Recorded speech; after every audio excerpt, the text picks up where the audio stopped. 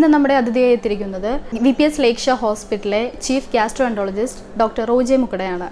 ഇന്ന് നമ്മൾ ചർച്ച ചെയ്യുന്ന വിഷയം ആമാശയ സംബന്ധമായ രോഗങ്ങളും പ്രതിവിധികളുമാണ്. നമുക്ക് സാറിനെ സ്വാഗതം ചെയ്യാം. സ്വാഗതം സർ. സർ, ഇപ്പോൾ പൊതുവെ ആളുകളിൽ കണ്ടുവരുന്നൊരു അസുഖമാണ് നെഞ്ചെരിച്ചിൽ. ഇപ്പോൾ എനിക്കും ഇടയ്ക്ക് ഫുഡ് കഴിച്ച് കഴിയുമ്പോൾ നെഞ്ചെരിച്ചിൽ അനുഭവപ്പെടാറുണ്ട്. അത് നമ്മൾ എന്ത് മെഡിസിൻ അല്ലെങ്കിൽ എന്താണ് അതിന് പ്രതിവിധി? നെഞ്ചെരിച്ചിൽ വളരെ സാധാരണമായിട്ടുള്ള ഒരു കംപ്ലയിൻ്റാണ് ആൾക്കാരുടെ. ഇത് സാധാരണ ഉണ്ടാകുന്നത് ആസിഡിറ്റി, ആമാശയത്തിൽ ആസിഡ് കണ്ടൻറ്റ് കൂടി അത് നെഞ്ചിലേക്ക് തികട്ടി വരുന്നത് കൊണ്ടാണ് ഇങ്ങനെ ഉണ്ടാകുന്നത്. ഇതിന് പല കാരണങ്ങളുണ്ട്. ഒന്ന്, നമ്മളുടെ ആമാശയവും അന്നനാളവും കൂടെ കൂടുന്നിടത്ത് ഒരു വാൽവ് ഉണ്ട്. ദാറ്റ് ഈസ് ഒരു ജി ജംഗ്ഷൻ എന്ന് പറയും, ഗ്യാസ്ട്രോ ഈസോഫേജിയൽ റിഫ്ലെക്സ് ഉണ്ടാകുന്നത് ആ വാൽവിൽ ചെറിയ പ്രശ്നങ്ങൾ ഉണ്ടാകുന്നതുകൊണ്ടാണ്. അപ്പം നമ്മൾക്ക് അമിതവണ്ണം, ഒബേസിറ്റി, അങ്ങനെയുള്ളവർക്ക് ഈ വാൽവിൻ്റെ കുറച്ചൊരു ലാക്സിറ്റി ഉണ്ടാകും. അപ്പം ആസിഡ് മുകളിലേക്ക് കയറി വരും. അതാണ് ഒരു കാരണം. അതുപോലെ തന്നെ ഈ ഹയറ്റസ് ഹെർണിയ എന്ന് പറയും, അതായത് ആമാശയം അന്നനാളത്തിലേക്ക് കയറിയിരിക്കുന്ന ഒരു അസുഖമുണ്ട്. അങ്ങനെ വരുന്നവർക്കും ഇത് സ്ഥിരമായിട്ടുണ്ടാവാം. അപ്പോൾ ഇത് കണ്ടുപിടിക്കാൻ വേണ്ടിയിട്ട് പല ടെസ്റ്റുകളുമുണ്ട്. അതിൽ ഏറ്റവും നിസ്സാരമായ ടെസ്റ്റ് എന്ന് പറഞ്ഞാൽ ഒരു എൻഡോസ്കോപ്പി ചെയ്ത് നോക്കുന്നതാണ്. എൻഡോസ്കോപ്പിയിൽ നമ്മൾക്ക് ഈ വാൽവിൻ്റെ സ്ഥിതി അറിയാൻ പറ്റും, ഈ ഹയറ്റസ് ഹെർണിയ ഉണ്ടോ എന്ന് അറിയാൻ പറ്റും, അതുപോലെ ഈ റിഫ്ലെക്സ് വന്നിട്ട് ഇവിടെ അൾസർ ഉണ്ടോ എന്ന് അറിയാൻ പറ്റും. ഈ അൾസർ വരുമ്പോഴാണ് നമ്മൾക്ക് ഇവിടെ ഭയങ്കര എരിച്ചിലുണ്ടാവും, അതുപോലെ തന്നെ ബാക്ക് പെയിനായിട്ടുണ്ടാകും. പല ആൾക്കാരും ബാക്ക് പെയിനായിട്ട് വരുന്നത് ഒരുപക്ഷെ ഈ റിഫ്ലെക്സ് കൊണ്ടാണ്. ചില ആൾക്കാർക്ക് വലി ഉണ്ടാവും, asthma, some people come with bronchial asthma പോലെ ഉണ്ടാവും. അത് ശരിക്കും ഈ റിഫ്ലെക്സ് വന്ന് നമ്മുടെ ലങ്സിലേക്ക് ഈ ആസിഡ് കണ്ടൻസ് പോകുമ്പോൾ ആസ്മയായിട്ട് വരും.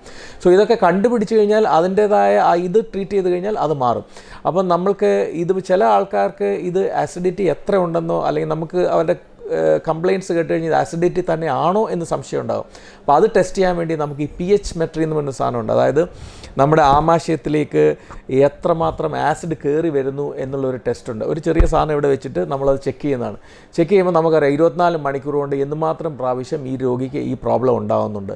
അങ്ങനെ കാര്യമായിട്ടുണ്ടാകുന്ന ഒരാളാണെങ്കിൽ ഒരുപക്ഷെ നമുക്ക് ഇതിനെ മരുന്ന് കൊണ്ട് മാത്രം നിൽക്കില്ല. ഒരുപക്ഷെ ചിലപ്പോൾ സർജറി, കീ ഹോൾ സർജറി ഉണ്ട്, ഇത് അടയ്ക്കാനുള്ള, ഇത് ചെറുതാക്കാനുള്ള, അത് ചെയ്യേണ്ടി വരും. അപ്പം അതിനോടുകൂടി തന്നെ ഇങ്ങനെ ഉണ്ടാകുന്നവർക്ക് നമ്മൾക്ക് ഈ ഹെലിക്കോബാക്ടർ പൈലോറി എന്ന് പറഞ്ഞ ഒരു ബാക്ടീരിയ ഉണ്ട്, ആമാശയത്തിൽ വരുന്ന, നമ്മുടെ ഭക്ഷണത്തിൽ കൂടെ ഒക്കെ വരുന്നതാണ്. ഇതുണ്ടോ ഇല്ലയോ എന്ന് അറിയേണ്ടത് വളരെ അത്യാവശ്യം. കാരണം ഈ ബാക്ടീരിയ ഉണ്ടെങ്കിൽ ക്യാൻസറും അൾസറും ഉണ്ടാവാം. അപ്പോൾ നമുക്ക് ഇങ്ങനത്തെ ഈ ആസിഡിറ്റി പ്രോബ്ലം ഉള്ളവർക്ക് ഈ എൻഡോസ്കോപ്പി ചെയ്യുന്ന കൂട്ടത്തിൽ നമ്മൾ ഇതിനകത്തുനിന്ന് ഒരു ടെസ്റ്റ് എടുക്കും. ആ ടെസ്റ്റിൽ നമുക്ക് ഈ ബാക്ടീരിയ ഉണ്ടോ ഇല്ലയോ എന്ന് അറിയാൻ പറ്റും. അങ്ങനെ ഉണ്ടെങ്കിൽ നമുക്കതിന് 2 ആഴ്ചത്തെ ട്രീറ്റ്മെൻറ്റ് കൊണ്ട് അത് കംപ്ലീറ്റ് കളയാൻ പറ്റും. അപ്പോൾ ഒരാളുടെ ഭാവിയിൽ ഉണ്ടാകാൻ പറ്റുന്ന ക്യാൻസറോ അൾസറോ ഒക്കെ നമ്മൾ ആ 2 ആഴ്ചത്തെ ട്രീറ്റ്മെൻറ്റ് കളയാണ്. അല്ലെങ്കിൽ നമ്മൾ ഒരുപക്ഷെ ഈ ആസിഡിറ്റിയും കൊണ്ട് ഇങ്ങനെ നടന്നു കഴിഞ്ഞാൽ പിന്നീട് ഭാവി കാലത്ത് വേറെ ക്യാൻസറോ ഈ പ്രശ്നങ്ങളോ ഒക്കെ ഉണ്ടാകാൻ ചാൻസ് ഉണ്ട്. സോ ഇങ്ങനത്തെ ഈ ആസിഡിറ്റി പ്രോബ്ലം ഉള്ളവർ എപ്പോഴും ഒരു ഡോക്ടറെ കൺസൾട്ട് ചെയ്ത് അതിൻ്റെ ട്രീറ്റ്മെൻറ്റ് പ്രോപ്പറായിട്ട് എടുക്കേണ്ടതാണ്. സർ, ഇപ്പോൾ പൊതുവേ കണ്ടുവരുന്നത് മലത്തിൽ കൂടെ രക്തം പോകുന്നത്. അപ്പോൾ അതെന്തിൻ്റെ? മലത്തിൽ കൂടെ രക്തം പോകുന്നത് സാധാരണ പൈൽസ് എന്നുള്ള അസുഖം കൊണ്ടാണ് അങ്ങനെ ഉണ്ടാകുന്നത്. പക്ഷേ ഇപ്പോഴും നമ്മളുടെ പ്രോബ്ലം എന്താണെന്ന് വെച്ച് കഴിഞ്ഞാൽ പലപ്പോഴും ഇത് പൈൽസ് ആവണമെന്നില്ല. അപ്പോൾ ആൾക്കാർ ഈ പൈൽസ് ആണ് എന്നുള്ള വിചാരത്തിൽ ഇങ്ങനെ തള്ളിക്കൊണ്ട് പോകും. ഒരുപക്ഷെ അത് വൻകുടലിലൊരു ക്യാൻസർ ആവാം, അതിൻ്റെ മുകളിലൊരു ക്യാൻസർ വന്നിട്ട് അതിൽ നിന്ന് ബ്ലീഡിങ് ഉണ്ടാകുന്നതായിരിക്കാം. അപ്പോൾ അങ്ങനെയുള്ളപ്പം നമ്മളിത് മിസ് ചെയ്തു പോകും. അപ്പോൾ പൈൽസ് ആയിരിക്കണമെന്നില്ല ഈ പറയുന്ന കാര്യം. രണ്ടാമത്, ഇപ്പോൾ ഈ വൻകുടലിൽ വ്രണങ്ങൾ ഉണ്ടാകുന്ന ചില അസുഖങ്ങളുണ്ട്, അൾസറേറ്റീവ് കൊളൈറ്റിസ് അല്ലെങ്കിൽ ക്രോൺസ് ഡിസീസ് എന്നിങ്ങനെ.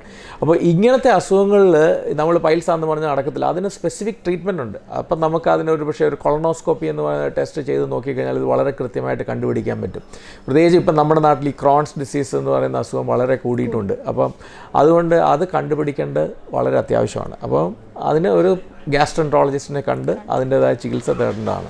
ഇപ്പോൾ പൊതുവെ എല്ലാ ആളുകളിലും കണ്ടുവരുന്ന ഒരു കാര്യമാണ് ഫാറ്റി ലിവർ.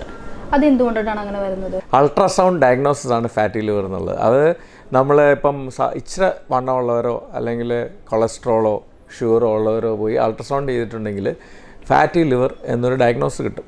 പക്ഷേ അതുകൊണ്ട് നമ്മൾ അത് വലിയൊരു കാര്യമാണെന്ന് വിചാരിച്ച് തലപോയിക്കേണ്ട കാര്യമില്ല. ഒരുപാട് രോഗികൾ നമ്മൾക്ക് ഈ റിപ്പോർട്ടുമായിട്ട് വരും, ഫാറ്റി ലിവർ, എന്താ ഡോക്ടർ ചെയ്യേണ്ടത്, ഞാൻ എൻ്റെ ലിവർ പോയി പ്രശ്നമാണല്ലോ. അത് വളരെ നിസ്സാരമായ, അത്ര വലിയ ഗൗരവമായിട്ട് എടുക്കേണ്ട കാര്യമില്ല. പക്ഷേ ഗൗരവമായിട്ട് എടുക്കേണ്ട ഒരു സംഗതിയാണ് ചില ആൾക്കാരിൽ. പ്രത്യേകിച്ചും മദ്യം ഉപയോഗിക്കുന്നവരിൽ the earliest change of cirrhosis, അതായത് ഈ ഒരു സ്പെക്ട്രമാണിത്, അതായത് ഫാറ്റി ലിവർ മുതൽ സിറോസിസ് വരെ. അപ്പം ഈ ഫാറ്റി ലിവറാണ് ലിവർ ഡിസീസിൻ്റെ ഏറ്റവും ആദ്യത്തെ ഒരു ഫൈൻഡിങ്. അപ്പോൾ അത് കഴിഞ്ഞിട്ട് ആണ് അടുത്ത സംഗതി ആൽക്കഹോളിക് ഹെപ്പറ്റൈറ്റിസിലേക്ക് പോകും, അത് കഴിഞ്ഞിട്ടാണ് സിറോസിസിലേക്കൊക്കെ പോകുന്നത്. അപ്പം ഈ fatty liver importance of fatty liver എന്ന് പറഞ്ഞു കഴിഞ്ഞാൽ ഈ ഒരു സ്റ്റേജിൽ നമ്മൾക്ക് കംപ്ലീറ്റ് ആയിട്ട് ലിവറിനെ പൂർവ്വസ്ഥിതിയിൽ എത്തിക്കാവുന്നതാണ്. മദ്യം ഉപയോഗിക്കുന്ന ഒരാൾ ഈ ആൽക്കഹോൾ ഈ ഒരു സ്റ്റേജിൽ നിർത്തിക്കഴിഞ്ഞാൽ liver will become completely normal. അപ്പോൾ അതാണ് ഈ ഫാറ്റി ലിവറിൻ്റെ ഇമ്പോർട്ടൻറ്റ്. പക്ഷേ ചില ആൾക്കാരിൽ ഈ ഫാറ്റി ലിവർ വേറെ പല കാരണങ്ങൾ കൊണ്ടുണ്ടാവാം. അതായത് ഹെപ്പറ്റൈറ്റിസ് ബി വൈറസ് അല്ലെങ്കിൽ ഹെപ്പറ്റൈറ്റിസ് സി വൈറസ്, ഈ വക ഇൻഫെക്ഷൻ കൊണ്ട് ഫാറ്റി ലിവർ ഉണ്ടാവാം. അതും ഈ അസുഖത്തിൻ്റെ ആരംഭഘട്ടങ്ങളിലാണ്. അപ്പം ഇങ്ങനെ ആരംഭഘട്ടങ്ങളിൽ ഉള്ള ഒരാൾക്ക് നമ്മൾക്ക് ചികിത്സ കറക്റ്റായിട്ട് കൊടുത്തു കഴിഞ്ഞാൽ അത് നോർമലാവും. മനസ്സിലായില്ലേ? ഇപ്പം ഷുഗർ ഉള്ള ഒരാൾക്ക് ഇതുപോലെ ഫാറ്റി ലിവർ ഉണ്ടാവാം. അപ്പം ഷുഗർ നല്ലപോലെ കൺട്രോൾ ചെയ്യുക, അങ്ങനത്തെ കൊളസ്ട്രോൾ ഉള്ളവർക്ക്. പക്ഷേ ഇതിലൊക്കെ സാധാരണ നമ്മുടെ നാട്ടിലിപ്പോൾ കണ്ടുവരുന്ന ഒരു പ്രോബ്ലം അമിതവണ്ണം ഉള്ളവർക്ക് ലിവറിൽ കൊഴുപ്പടിഞ്ഞു കൂടും. അപ്പം ഫാറ്റി ലിവർ ഡയഗ്നോസാണ്. അപ്പോൾ നമുക്കതിന് പല ടെസ്റ്റുകളുണ്ട് ഇത് ലിവറിനെ കാര്യമായി ബാധിച്ചിട്ടുണ്ടോ എന്നറിയാൻ. ഇതിൽ ഏറ്റവും ഇമ്പോർട്ടൻ്റ് ആയിട്ടുള്ള ഒരു ടെസ്റ്റാണ് ലിവർ ഫംഗ്ഷൻ നോക്കുക എന്ന് പറഞ്ഞത്. ലിവർ ഫംഗ്ഷൻ ടെസ്റ്റ് ചെയ്ത് കഴിഞ്ഞാൽ നമുക്കറിയാം ലിവറിൽ ഇത് നാഷ്, അതായത് non alcoholic state of hepatitis, അതായത് ലിവറിലെ ഈ എൻസൈം ലെവൽ കൂടും. അങ്ങനെ ഉള്ളവരിൽ ഇതിന് ലിവർ സിറോസിസിലേക്ക് പോയിട്ടുണ്ടോ എന്നറിയാൻ വീണ്ടും നമുക്ക് ടെസ്റ്റുണ്ട്. പണ്ടൊക്കെ ആയിരുന്നെങ്കിൽ നമ്മൾ ലിവർ ബയോപ്സി ചെയ്തിട്ടാണ് ഇത് മനസ്സിലാക്കുന്നത്. പക്ഷേ ഇപ്പോൾ നമുക്ക് ഈ MR എലാസ്റ്റോഗ്രഫി എന്ന് പറഞ്ഞൊരു ടെസ്റ്റുണ്ട്. അതായത് ലിവർ ഫാറ്റി ലിവർ ആണോ സിറോസിസിലേക്ക് പോകുന്നുണ്ടോ എന്നറിയാൻ ഈ MR എലാസ്റ്റോഗ്രഫി എന്ന് അരമണിക്കൂറിൻ്റെ ഒരു ടെസ്റ്റാണ്. ഈ ടെസ്റ്റ് ചെയ്ത് കഴിഞ്ഞാൽ വളരെ കൃത്യമായിട്ട് നമുക്ക് ലിവറിൻ്റെ സ്റ്റിഫ്നെസ്, ലിവർ ഹാർഡായിക്കൊണ്ടിരിക്കുകയാണോ സിറോസിസിലേക്ക് പോകുന്നുണ്ടോ എന്ന് മനസ്സിലാക്കാൻ പറ്റും. അപ്പം ഫാറ്റി ലിവർ എന്ന് പറഞ്ഞിട്ട് വെറുതെ കളയാനും പറ്റില്ല. പക്ഷേ അറ്റ് ദ സെയിം ടൈം അതിനെക്കുറിച്ച് ഒരുപാട് വറിയടിക്കേണ്ട കാര്യമില്ല. കാരണം വണ്ണമുള്ളവർ നമ്മുടെ ബോഡി വെയ്റ്റ് ഇപ്പോൾ ഒരു 70 കിലോ വണ്ണമുള്ളവരാണെങ്കിൽ അതിൻ്റെ 10%, 7 കിലോ കുറച്ച് കഴിഞ്ഞാൽ ഈ ഫാറ്റി ലിവർ കുറയും, ഈ ലിവർ എൻസൈംസും കുറയും. ഇതപ്പം എക്സസൈസ് ആൻഡ് വെയ്റ്റ് റിഡക്ഷൻ, ഇതാണ് ഈ ഫാറ്റി ലിവറിൻ്റെ ഏറ്റവും പ്രധാനപ്പെട്ട ചികിത്സ. വേറെ പല മരുന്നുകളൊക്കെ ഉണ്ട്, പക്ഷേ അതിലൊക്കെ ഏറ്റവും പ്രധാനമായിട്ടുള്ളത് എക്സസൈസ് ആൻഡ് വെയ്റ്റ് റിഡക്ഷനാണ്. റെഗുലർ എക്സസൈസ് ചെയ്യുക, വെയ്റ്റ് റിഡക്ഷൻ. അപ്പോൾ കുറച്ച് ഡയറ്ററി മോഡിഫിക്കേഷൻസ് ഉണ്ട്. ഒരു ഡയറ്റീഷ്യനെ കണ്ട് നമ്മൾ എന്തൊക്കെ കഴിക്കണം അങ്ങനെയൊക്കെയുള്ള ചില കാര്യങ്ങളുണ്ട്. അപ്പോൾ ഇത് നമ്മൾ ചെയ്തു തുടങ്ങിക്കഴിഞ്ഞാൽ അപ്പോൾ തന്നെ ഈ അസുഖം കുറയ്ക്കാൻ പറ്റും. പിന്നെ അതുപോലെ ഞാൻ പറഞ്ഞതുപോലെ തന്നെ ചില വൈറസുകളുണ്ട്, ഈ hepatitis C and B virus. ഇതിന് വളരെ എഫക്റ്റീവായ ട്രീറ്റ്മെൻറ്റ്സാണ് ഇപ്പോൾ ഉള്ളത്. അപ്പോൾ അത് ഈ ആദ്യം ഈ വൈറസ് നമ്മുടെ ബോഡിയിൽ എത്ര ക്വാണ്ടിറ്റി ഉണ്ട് എങ്ങനെയാണെന്നൊക്കെ കണ്ടുപിടിക്കാനുള്ള പുതിയ ടെസ്റ്റുകളൊക്കെ ഉണ്ട്. ആ ടെസ്റ്റുകൾ ചെയ്ത് നമ്മൾക്ക് ഈ വൈറസിന് ട്രീറ്റ്മെൻറ്റ് കൊടുക്കേണ്ടതാണോ എന്നൊക്കെയുണ്ട്. അങ്ങനെ കണ്ടുപിടിച്ചിട്ട് നമുക്കതിനെ വളരെ എഫക്റ്റീവായ ട്രീറ്റ്മെൻറ്റ് കൊണ്ട് ക്യൂർ ചെയ്യാൻ പറ്റും. അപ്പം ഫാറ്റി ലിവർ കണ്ടു കഴിഞ്ഞാൽ ഏറ്റവും ആദ്യം ചെയ്യേണ്ടത് നമ്മളൊരു വിദഗ്ധ ഡോക്ടറെ, ഒരു ഗ്യാസ്ട്രോൻട്രോളജിസ്റ്റിനെ അല്ലെങ്കിൽ ഹെപ്പറ്റോളജിസ്റ്റിനെ കണ്ട് അത് എന്താണെന്നുള്ളത് ചെയ്യേണ്ടതാണ്. ചില ആളുകൾക്ക് ഭക്ഷണം കഴിച്ചു കഴിഞ്ഞാൽ അപ്പം തന്നെ വയറ്റിൽ നിന്ന് പോവുക, ഛർദ്ദിക്കുക, വയറുവേദന, അതൊക്കെ എന്തുകൊണ്ടുണ്ടാകാം? ഭക്ഷണം കഴിച്ചു കഴിഞ്ഞാൽ വയറ്റിൽ നിന്ന് പോകുക എന്നുള്ള ഒരു ടെൻഡൻസി അത് നേച്ചേഴ്സ് ബോഡിയുടെ ഒരു ഹാബിറ്റാണ്. അതായത് ഭക്ഷണം ചെല്ലുമ്പോൾ വയറ്റിൽ നിന്ന് പോകണമെന്നൊരു ടെൻഡൻസി ഉണ്ടാകും. That is called gastrocolic reflex. പക്ഷേ ചില ആൾക്കാർക്ക് ഇത് വളരെ അമിതമായിട്ട്, അതായത് ചില ആൾക്കാർ യാത്ര ചെയ്യാൻ എൻ്റെ അടുത്ത് കഴിഞ്ഞ ദിവസം ഒരാൾ പറഞ്ഞു, പുള്ളി ഒരു ഡ്രൈവറാണ്, പക്ഷേ ഈ യാത്ര ചെയ്യാൻ തുടങ്ങുന്നതിന് മുമ്പ് പുള്ളിക്ക് ബാത്റൂമിൽ പോകുന്നു. അത് യാത്ര തുടങ്ങി 5 മിനിറ്റ് 10 മിനിറ്റ് കഴിയുമ്പോഴും പുള്ളിക്ക് ഇത് ടെൻഡൻസി. അപ്പോൾ പല പ്രാവശ്യം ഈ യാത്രയിൽ കിടക്കും. അപ്പോൾ പുള്ളി ഇങ്ങനെ കണ്ടുവയ്ക്കുകയാണ്, ബസ് ഡ്രൈവറാണ്. സോ ഹി നോസ് എവിടെയൊക്കെ ടോയ്ലറ്റ്സ് ഉണ്ട്, ഏതൊക്കെ ബസ് സ്റ്റേഷനിലുണ്ട്. അപ്പോൾ അതനുസരിച്ചിട്ടാണ് പുള്ളിയുടെ യാത്ര. ഒരു പ്രോബ്ലമാണ്. അത് ഈ ഇറിറ്റബിൾ ബവൽ എന്ന് പറയും. അതായത് നമ്മുടെ കുടലിൻ്റെ ചലനം കൂടുന്നതുകൊണ്ടുള്ള പ്രശ്നമാണ്. സാധാരണ ഇത് ഒരു ആങ്സൈറ്റി റിലേറ്റഡ് പ്രോബ്ലമാണ്. അതായത് ഈ നമ്മുടെ ഒരു മെൻ്റൽ സ്ട്രെസ് കൊണ്ടോ അല്ലെ അങ്ങനെ ഉണ്ടാകുന്ന ഒരു കുടലിൻ്റെ ചലനം വ്യത്യാസം വരും. അപ്പം കുടലിൻ്റെ ചലനം കൂടും. കുടലിൻ്റെ ചലനം കൂടിക്കഴിഞ്ഞാൽ വളരെ ഫ്രീക്വൻ്റ് ആയിട്ട് ഈ വയറ്റിൽ നിന്ന് ഇങ്ങനെ പോയിക്കൊണ്ടിരിക്കും. അതിനോടനുബന്ധിച്ച് തന്നെ ഈ പറഞ്ഞ ഈ അസുഖങ്ങളൊക്കെ ഉണ്ടാകും, ഛർദിലും ആങ്സൈറ്റി റിലേറ്റഡ് പ്രോബ്ലംസ് ഒക്കെ ഉണ്ടാകും. അപ്പോൾ usually it's anxiety related problem. പക്ഷേ എന്ന് പറഞ്ഞ് നമ്മൾ ഇങ്ങനെ വയറ്റിൽ നിന്ന് പോകുന്ന ഒരാൾ വേറെ അസുഖങ്ങൾ ഉണ്ടാകത്തില്ല എന്ന് നമുക്ക് റൂൾ ഔട്ട് ചെയ്യാൻ പറ്റത്തില്ല.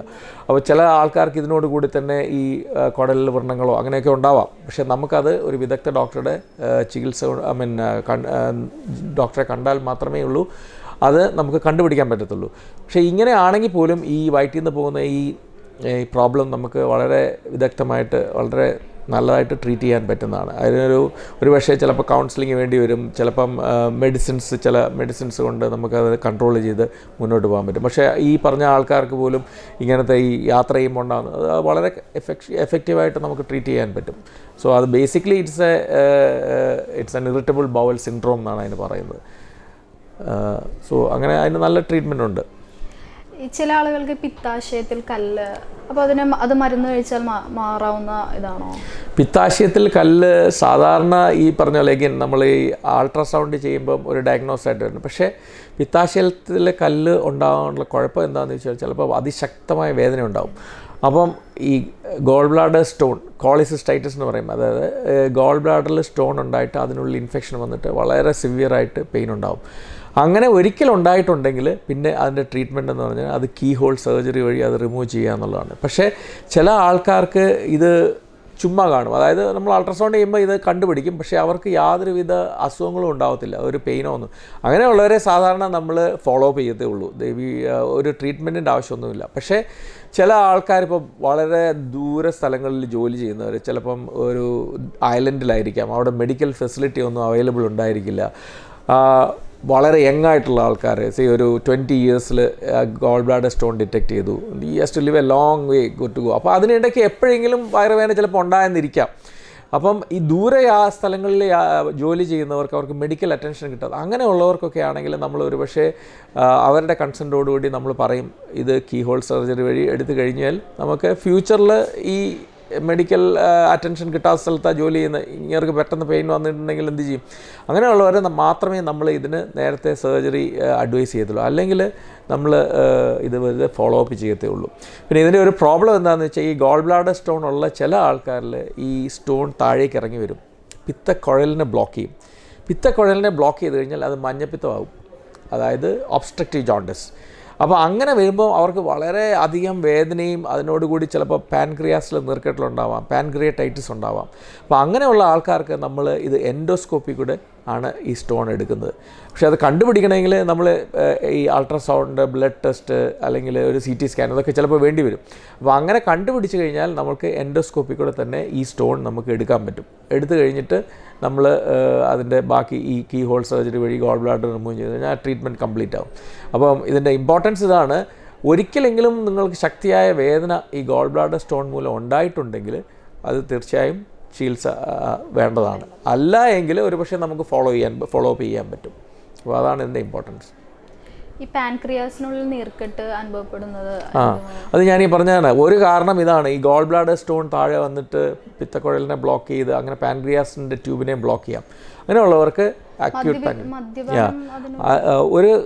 ഒരു കാരണം ഞാൻ ഈ പറഞ്ഞതാണ്, ഗോൾ ബ്ലാഡർ സ്റ്റോണ് അത് വന്നിട്ട് ബ്ലോക്ക് ചെയ്ത് പാൻക്രിയറ്റൈറ്റിസ് ഉണ്ടാവും. പിന്നൊന്ന് അത് ഗോൾ സ്റ്റോൺ പാൻക്രിയറ്റൈറ്റിസ് എന്ന് പറയും. രണ്ടാമതൊന്ന് വളരെ കോമൺ ആയിട്ട് നമ്മൾ കാണുന്നതാണ് മദ്യ ഉപയോഗം.